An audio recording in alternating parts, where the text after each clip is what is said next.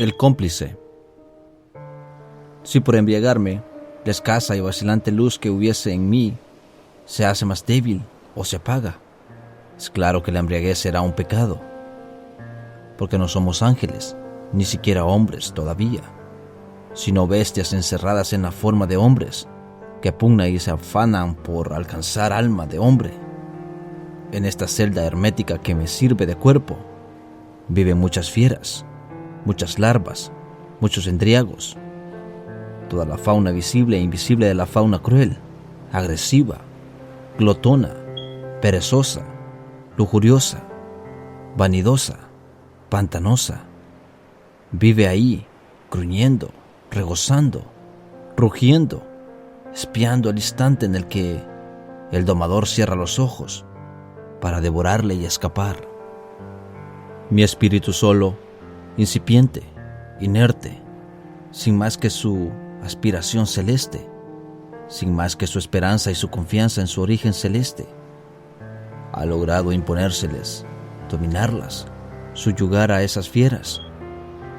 Pero vive en constante riesgo, vive a fuerza de vigilancia, de disciplina, de austeridad, de severidad con sus propios anhelos, no sea que le engañen y le pierdan.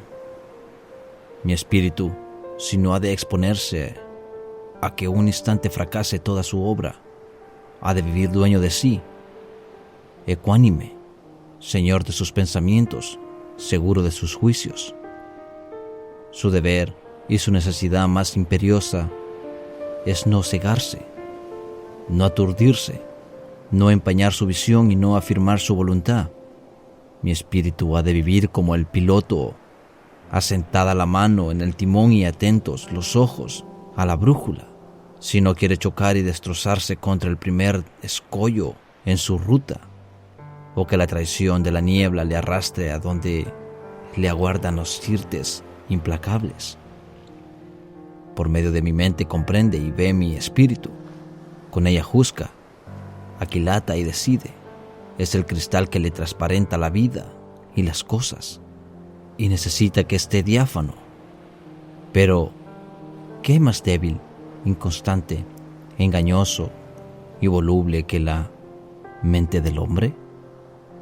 Si tras ser ella tan frágil, tan nebulosa, tarda, miope y variable, la expongo yo, por mi propio querer, a que se oscurezcan más todavía, ¿no cometo con eso un pecado mortal?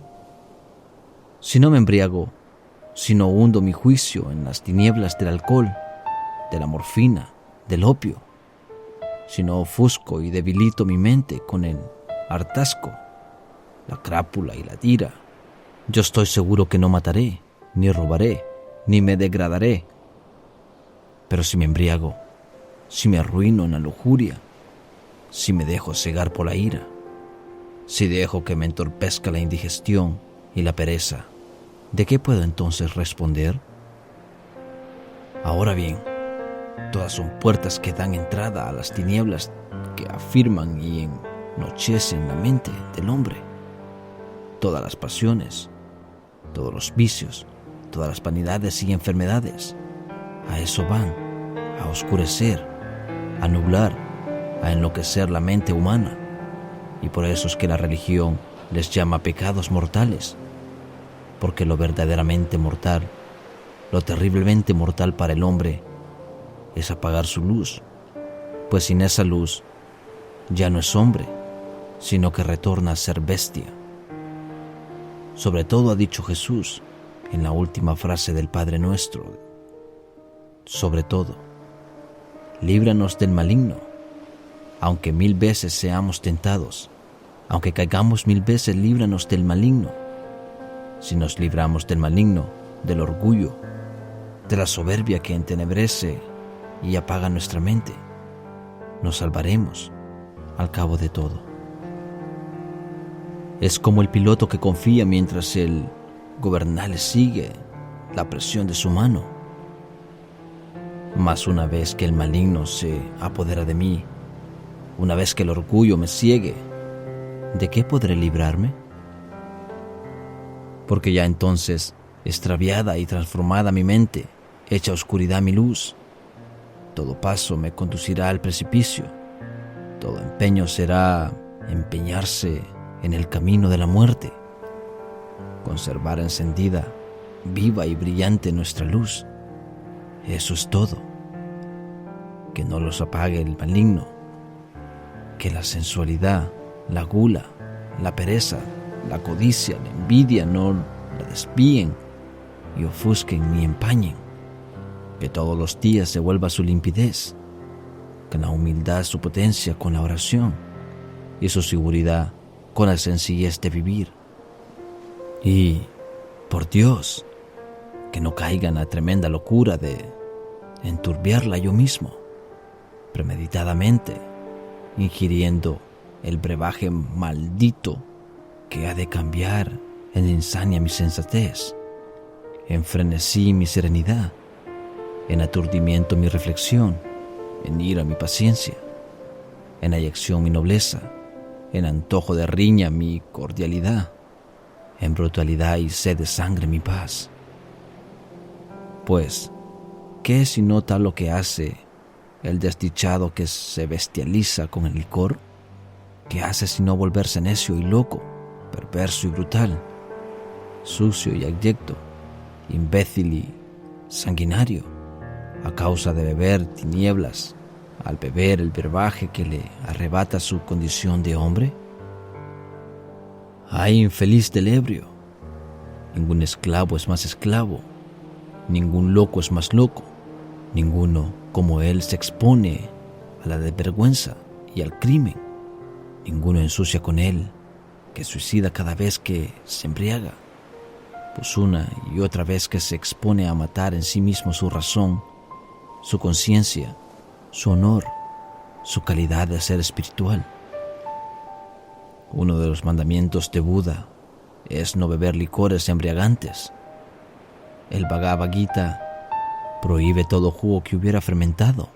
¿Por qué tanta severidad? Porque el alcohol, lo mismo que la morfina y otros narcóticos, falsifica el estado nirvánico, el éxtasis, que es la felicidad suprema, solo merecido a fuerza de caridad, de pureza, de ingenuidad y desprendimiento. Así, la embriaguez es la mentira por excelencia.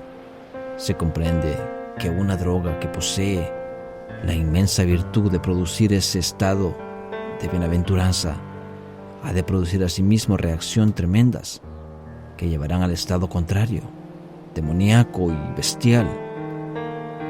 Así es, en efecto, la embriaguez nos convierte en fieras o en bestias.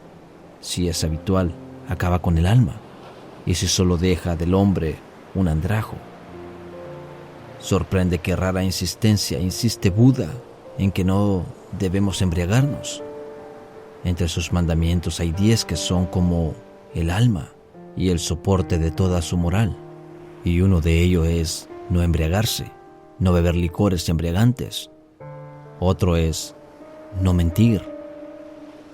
Y en verdad son uno mismo, pues que el hombre que se embriaga cae en plena mentira. Mentira su amistad extremosa, que acaba en injurias y golpes. Mentira su franqueza, que es solo indiscreción y habla incontenible. Mentira su valor, que no es capaz de aquilitar el peligro, ni saber cómo se evita. Mentira su alegría, que más bien es un disfraz de la tristeza. Mentira su liberalidad, pues no sabe a quién da, ni por qué da. Todo es mentira en él, salvo que ha perdido el freno de sí mismo y que ha vuelto a ser bestia, aún más abajo que la bestia, pues su naturaleza es ahora conservar la apariencia del hombre y sentir con alma de bestia, un ser mixto y falso, un payaso que al mismo tiempo es un reptil y una fiera. Mas, ¿qué diré? El pobre ebrio es muchas veces una víctima, el más esclavo, el más infeliz de los esclavos. Hay tanto dolor, hay tanta opresión, Hay tanta soledad. Nos menosprecian, nos vilipendían, nos engañan, nos abandonan, nos calumnian, nos extorsionan, nos fatigan, nos hacen padecer en tantas formas, nos desconocen tantos y nos laceran tanto que no se nos apaga la fe y no se nos va el valor y sentimos necesidad intensa de olvidar, de ser felices aunque sea un instante. Hambre y sed de justicia hay, a veces en la copa de licor que apuramos. Hambre y sed de amor, de compasión, de comprensión, de perdón, de reposo, de confianza, de hallar un eco a nuestras palabras recónditas, una mano que enjuague las lágrimas que emanan, invisibles de los ojos al corazón, y entonces nos embriagamos. Hombre débil, hombre enfermo, hombre sin esperanza, hombre sin ideal para tu vida, hombre sin luz de tu cerebro, hombre escarnecido, hombre extorsionado, hombre fatigado y abrumado. Y tú, entre todos, hombre solo, hombre incomprendido, hombre solo. ¿Qué os diré sino que lloro al detestar vuestra locura, vuestro fatal engaño de buscar en las tinieblas el remedio para nuestras tinieblas? Dios tenga misericordia de ti, ebrio, el esclavo entre esclavos, el fantasma de hombre, el que perdió su alma, el que apagó su luz. Pero tú, lucrador, tú que le vendes el tóxico, riqueza sin esfuerzo, le viertes en la copa a cambio de su trabajo, veneno, ceguera, ayección, insania locura y sed de sangre. Tú que sabes que lo estás engañando, que lo estás arruinando, que lo estás empujando al crimen y a la infamia. Tú, lucrador, ¿con qué disculparás cuando mueras? ¿Tu dinero maldito? Y tú, sapiente, el más iluso, el más irreflexivo de los hombres, tú que imaginas que es justo y benéfico fundar y mantener cultura sobre el producto de ese vicio nefando que arruina el mando y enceguece la mente y hunde al hombre en los instintos de la bestia. Tú que solo puedes disculparte, confesando que nunca, que jamás has pensado. No, nunca has pensado. Por eso eres cómplice, por eso cometes ese crimen, porque nunca has pensado. El estado corrupto. Frente al vacío y al crimen, el estado no tener más que una actitud. Es la guerra, es el vicio y el crimen son los enemigos naturales, irreconciliables del estado. Son, por excelencia, los enemigos, los que hay que combatir siempre, sin tregua ni relaxo, para exterminarlos, si fuese posible, para detenerlos, para forzarlos a reducirse y atenuarse cuando no se puede extirpar. Sin duda que el Estado no llegará jamás a extirpar el vicio ni el crimen, pues si llega un día en que los hombres todos se hallarán totalmente exentos de crimen y vicio, sería señal evidente de que el Estado se ha vuelto innecesario. Mas el Estado y el gobierno, que es su símbolo, deben proceder siempre constante y firmemente, como si tuvieran seguro de su eficiencia para extirpar y aniquilar el crimen. Muchas definiciones, a cual más artificiosas, se dan de la palabra gobernar, y cada uno la define conforme a la concepción que tiene de la vida social. Gobernar es poblar, gobernar es instruir, gobernar es comunicar, y otras más o menos inexactas y precarias. Son definiciones populares del gobierno de su función capital. Sin embargo, No cabe en ninguna de ellas la más trascendental y necesaria. ¿Cuál es la de apartarnos del mal? ¿La de ponernos un dique a nuestros malos instintos y desarraigar, tanto como se pueda, sus manifestaciones, que son el crimen y el vicio? Considerado así este asunto, resulta que la religión y el gobierno convergen en la misma tendencia y se encaminan al mismo fin, aunque por caminos diversos. La religión combate el mal en el pensamiento y en el corazón, mientras que el gobierno lo combate en forma convertido ya en acto. Y, en verdad, si el gobierno desatiende o olvida su capacidad-función, lo mejor sería que no hubiese gobierno.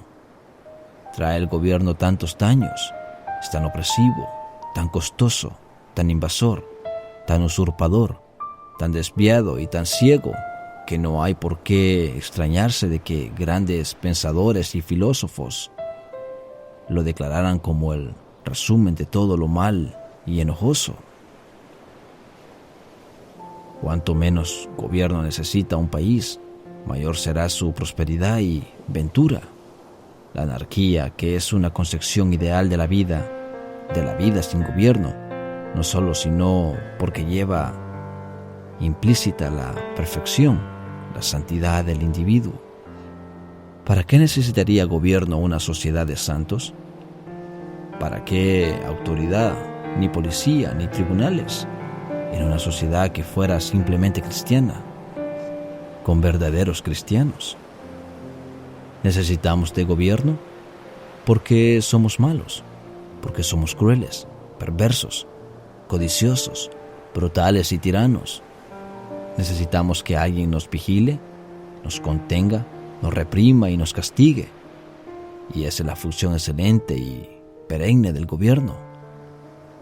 Contenernos, reprimirnos, castigarnos, extirpar con el hierro y el fuego aquella tendencia que nos arrastra al vicio y al crimen, puesto que vicio y crimen son los poderosos y activos disolventes de la vida social. Vida social supone justicia, fraternidad, amor, y en tanto será aquella más perfecta en cuanto se logre reducir en un mínimo las fuerzas disolventes del vicio y del crimen. Son estas ideas y términos que no admiten pacto ni armisticios. La guerra entre ellos es a muerte y perenne.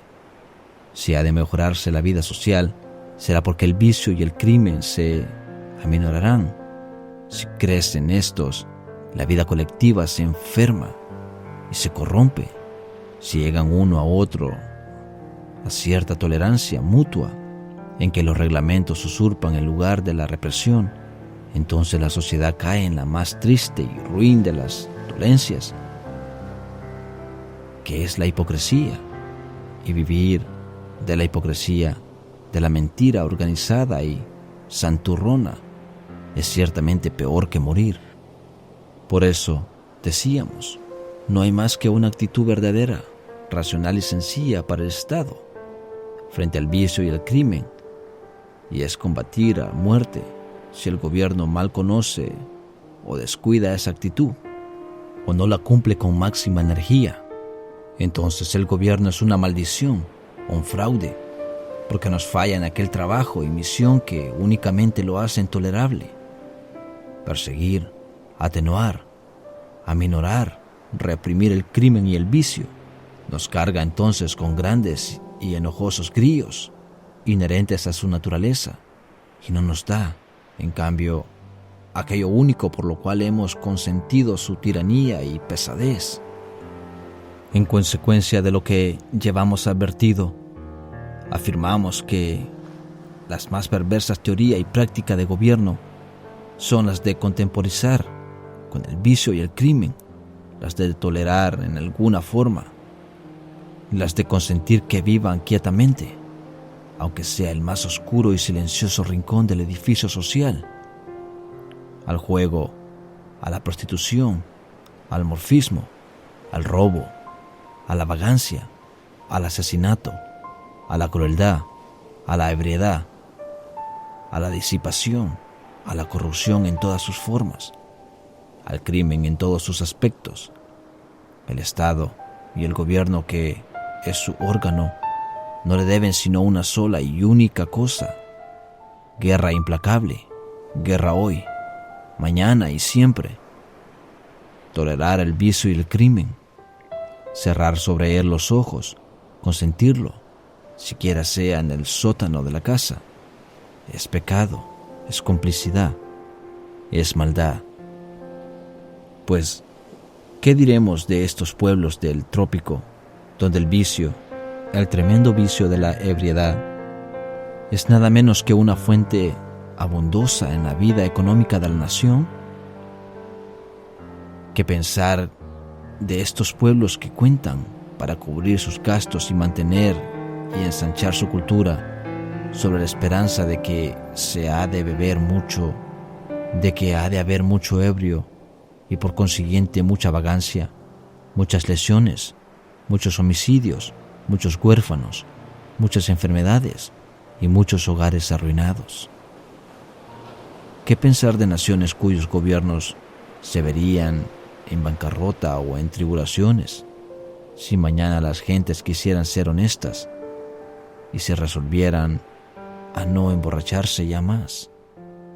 Diremos que son pueblos dejados de la mano de Dios, sin conceptos ninguno, firme y claro de lo que es bueno y es malo, incapaces de aquilatar lo que es cultura y distinguirla de lo que es simulacro.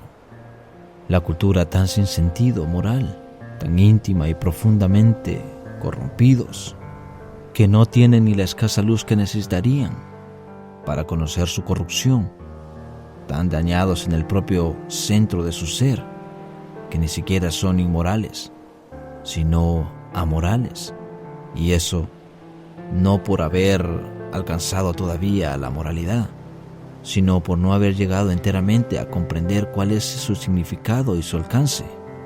En verdad, tales naciones apenas merecen vivir, y de las clases directoras de tales pueblos, los más caritativos es suponer que su mentalidad es tan nebulosa e incipiente que todavía no alcanza a ser verdaderamente mentalidad de hombre.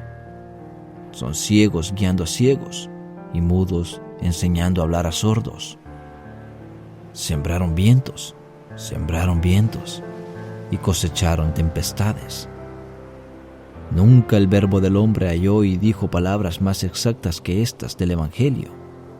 El destino del hombre y de las naciones está vinculado íntimamente a ellas, y todo lo que en el universo puede concebirse como justicia y orden no es sino que, donde quiera que los vientos sean la siembra, las tempestades serán el fruto.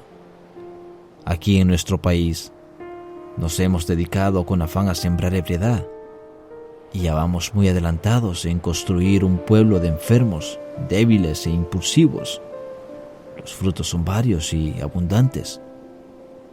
Por de pronto, y no contando sino lo que es visible, tangible y resaltante, ya tenemos el 70% de los delitos, más del 50% de los huérfanos que acoge el hospicio y el 50% de los enfermos que van al hospital.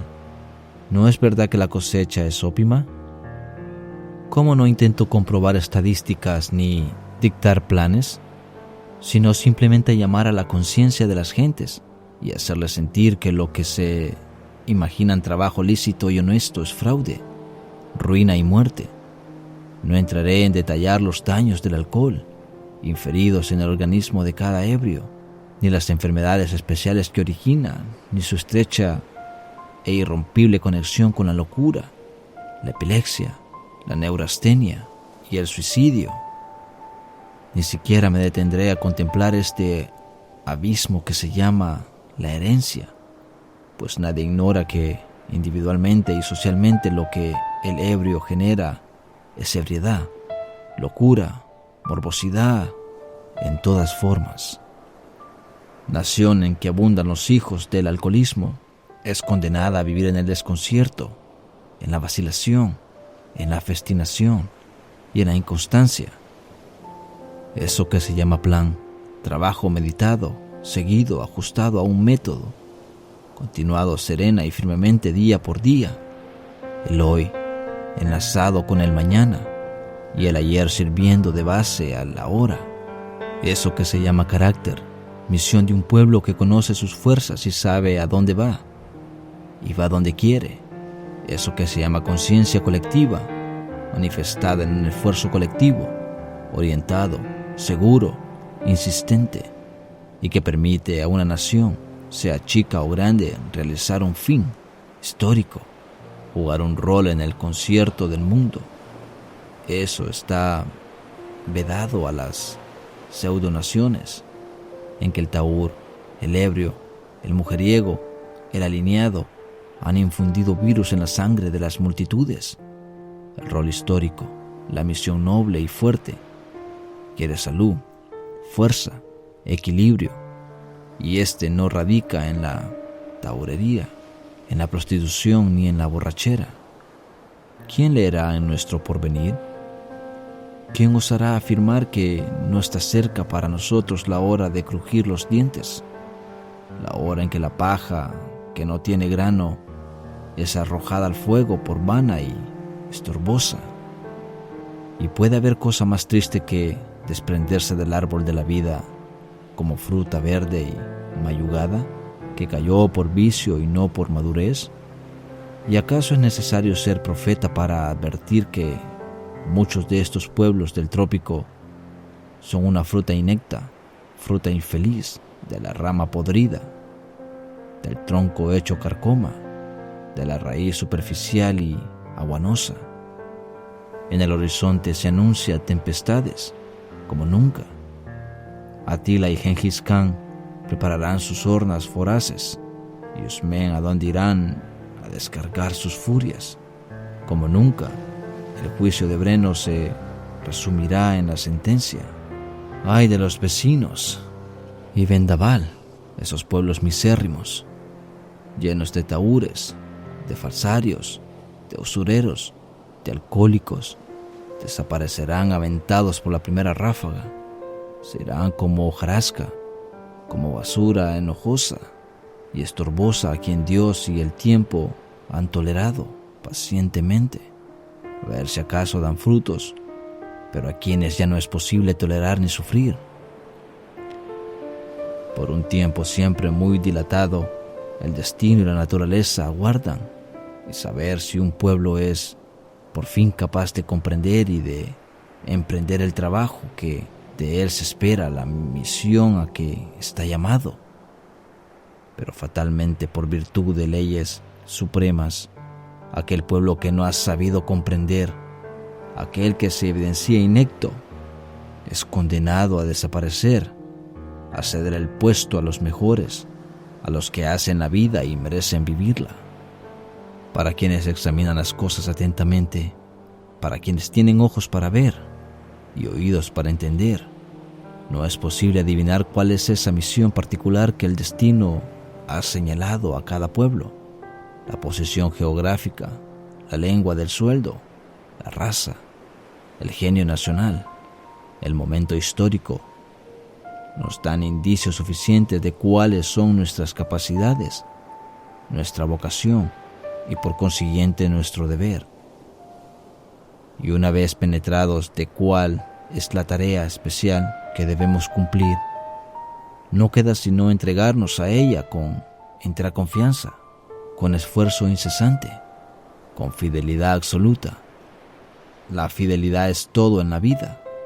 Quien la practica como una religión lleva siempre a su fin, porque el tiempo, los sucesos, los hombres y las cosas se convierten día a día, minuto a minuto, a su causa, porque hasta los fracasos mismos colaboran con él, enseñándole a rectificar el camino, porque desde las hojas errabundas hasta las estrellas inaccesibles, todo reserva una palabra de aliento y de enseñanza para susurrarla al oído del hombre o del pueblo que saben ser fieles a su misión, a su vocación, a su deber.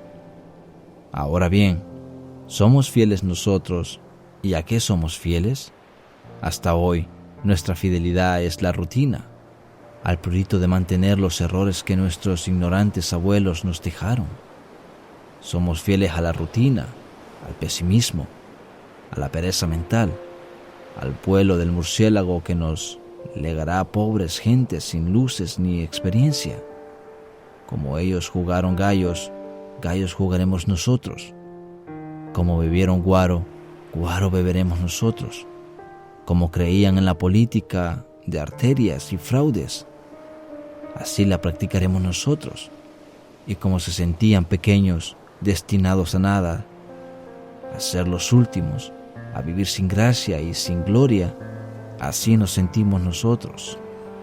He aquí nuestra felicidad. Somos fieles a la desunión, a la discordia, al sanchismo, a las casas sin aires, a los alimentos innutritivos, a la taurería, al donjuanismo, a los hijos sin padre, a la pistola y al comadreo, y más que todo, a beber veneno, a fabricar veneno, a importar veneno, a vender veneno, y hartar a todos y en toda ocasión con veneno. Así es nuestra fidelidad. Pero como Dios es fiel a sí mismo y no ha de abolir o suspender el orden divino para que nacioncillas de miopes y enfermos se perpetúen y vivan su vida rastrera, como la siembra ha de corresponder a la cosecha, si no cambiamos de ruta, si no adquirimos otros conceptos de vivir, por ahí asomarán las tempestades, y de nosotros no quedará ni el recuerdo, ni siquiera el nombre, ni siquiera el mal olor de nuestros vicios, porque la tempestad se lo llevará, dejando sano y limpio el sitio a gentes más dignas de vivir. Pensad en ello y ved, hermanos, si hemos de continuar sacando del estanco nuestra riqueza, nuestra cultura, nuestro prestigio y nuestro ideal. Si quisieras, podrías ayudar. 1. Convenciendo a los fabricantes y vendedores del veneno de que hacen gravísimo daño a la gente con su nefanda industria y su nefando comercio. 2. Organizando sociedades cuyos miembros renuncien totalmente al consumo de licores. 3. Procurando que se establezcan en las aldeas y caseríos diversiones baratas y honestas que alejen a los campesinos de la taberna. 4.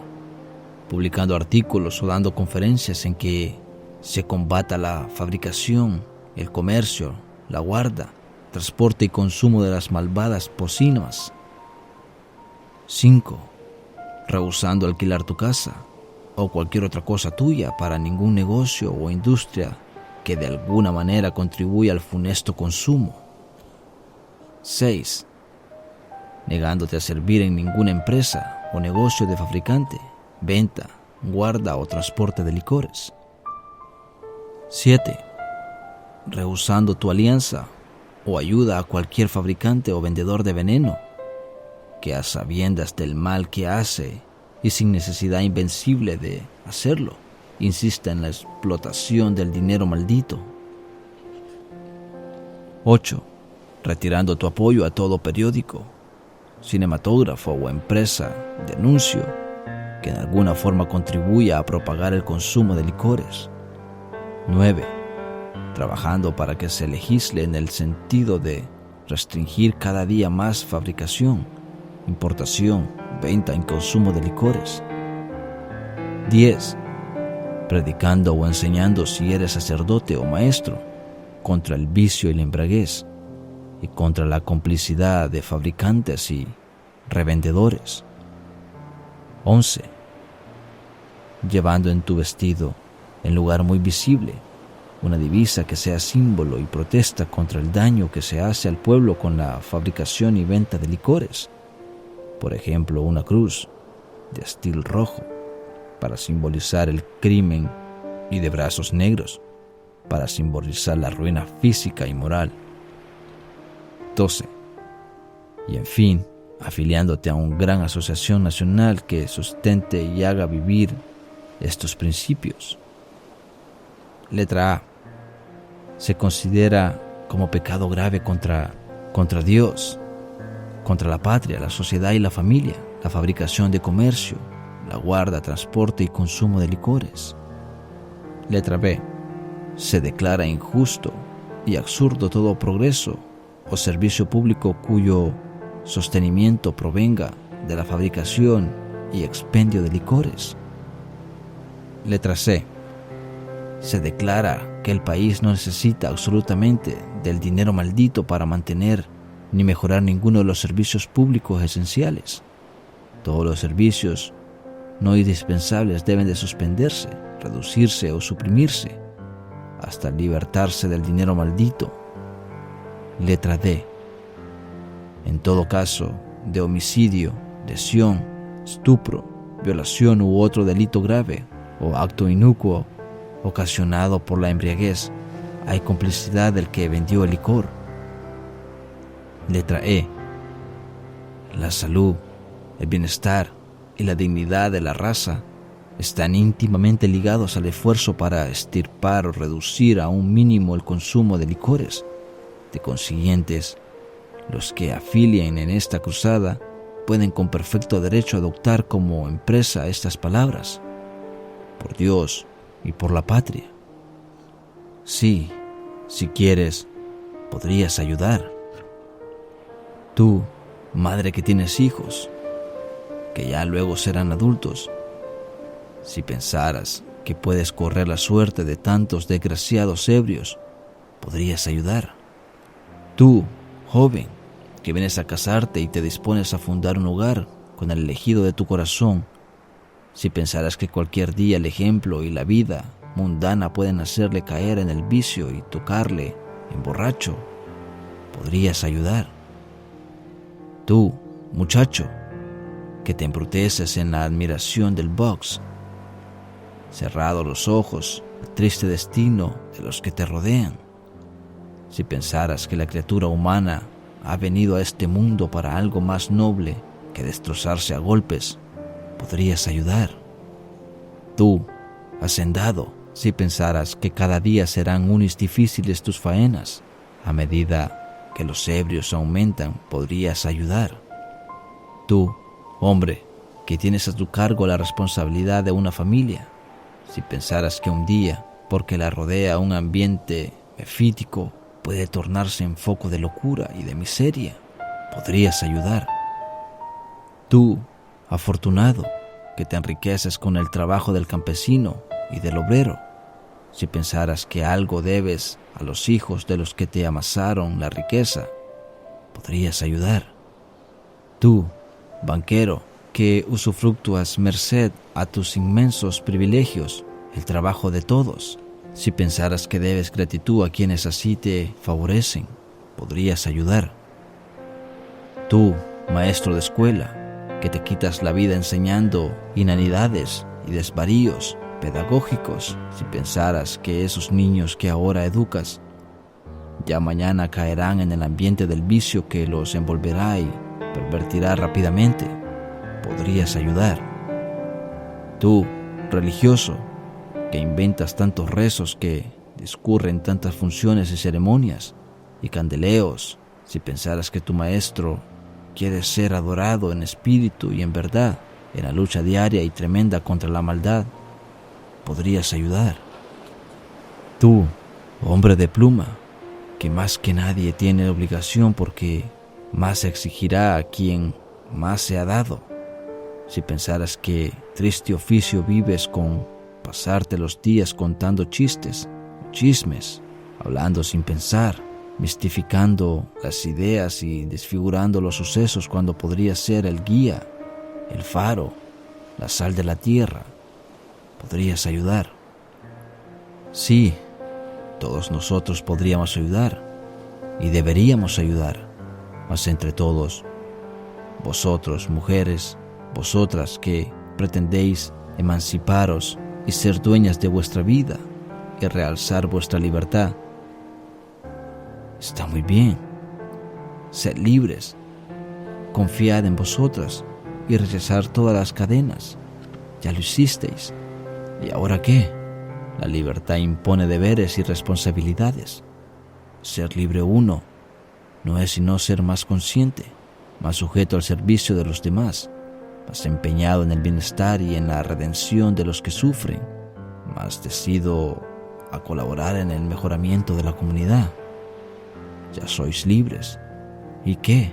¿En qué se advertirá que habéis realizado el advenimiento a la vida alta, responsable, generosa, consagrada a las nobles tareas de quienes saben que vivir es amar y que amar es servir? ¿En qué se advertirá? En el cabello corto, en la falda provocativa, en las orejas de loca, en el culto a las estrellas de cine, y en el tango y en el shimmy, en el trot y en el foxtrot, en la sempiterna lectura de necias novelas y en el bailator al áspero tecleo de la marimba. Ciertamente nadie mejor que vosotras puede ayudar. ¿Por qué no lo haréis? ¿Por qué no os diréis un día: seamos nosotras las redentoras de nuestra raza? Seamos nosotras quienes limpien los establos de Auguías, quienes corten los 7 cabezas de la hidra. ¿Quién lo haría mejor que vosotras? ¿Cómo no triunfaréis vosotras que tanto podéis en vuestros hijos, en vuestros padres, en vuestros maridos, en vuestros hermanos, en vuestros novios, en todos, pues todos se someten a vuestras dulzuras, a vuestra gracia? ¿Qué labor hay aquí para vosotras, oh queridas compañeras nuestras?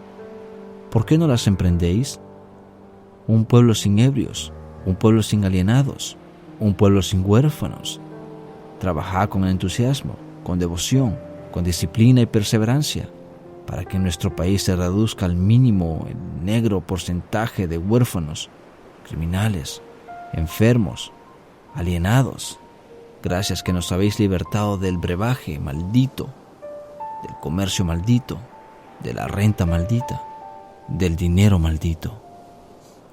¿No valdría eso más que todo vuestro devaneo y chispeos, y kermeses y turnos, y rezaderas y habladurías, y perennes embadurnamientos y afeite, y perenne cine y perenne tontera? ¿Qué mejor patriotismo? ¿Qué mejor belleza? ¿Qué mejor religión? ¿Qué más alto y bello feminismo? Mujer salvadoreña, mujeres todas, hermanas nuestras, somos esclavos del brebaje maldito. Nos enferma y nos mata el dinero maldito. Y vosotras podéis librarnos y redimirnos. Vosotras podéis. Vosotras podéis.